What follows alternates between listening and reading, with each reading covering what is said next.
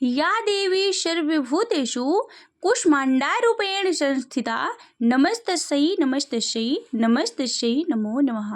जय माता दी। आप सभी को नवरात्र व्रत की हार्दिक शुभकामनाएं।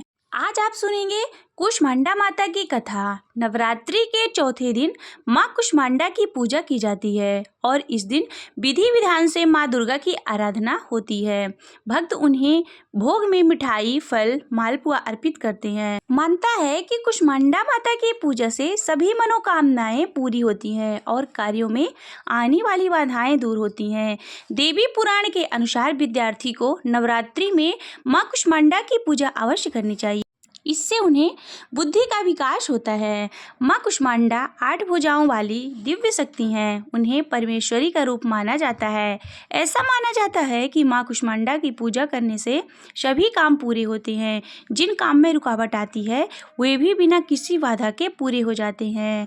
माता कूष्मांडा की पूजा करने से भक्तों को सुख और सौभाग्य मिलता है। माँ दुर्गा का चौथा रूप देवी कूष्मांडा का है। देवी भागवत पुराण में इनकी महिमा का वर्णन है। माना जाता है कि उन्होंने अपनी हल्की मुस्कान से ब्रह्मांड रचाया था, इसलिए उन्हें कूष्मांडा देवी कहा जाता है। सृष्टि के आरंभ में अंधकार था जिसे माँ ने अपनी हंसी से दूर किया। उनमें सूर्य की गर्मी सहने की शक्ति है, इसलिए उनकी पूजा करने से भक्तों को शक्ति और ऊर्जा मिलती है। माँ कूष्मांडा का स्वरूप बहुत ही खास है। उन्हें दिव्य और अलौकिक माना जाता है।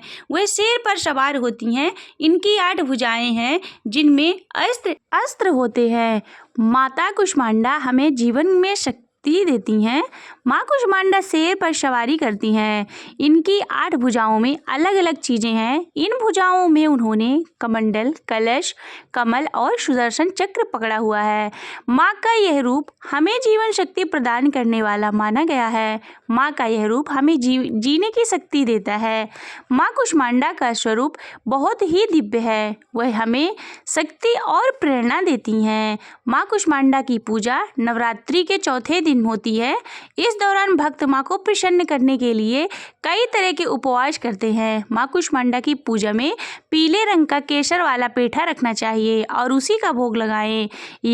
यानी माँ को केसर वाला पेठा चढ़ाना चाहिए और उसे ही प्रसाद के रूप में बांटना चाहिए। कुछ लोग सफ़ेद पेठे के फल की बलि भी देते हैं। इसके अलावा मालपुआ और बतासे भी चढ़ाए जाते हैं।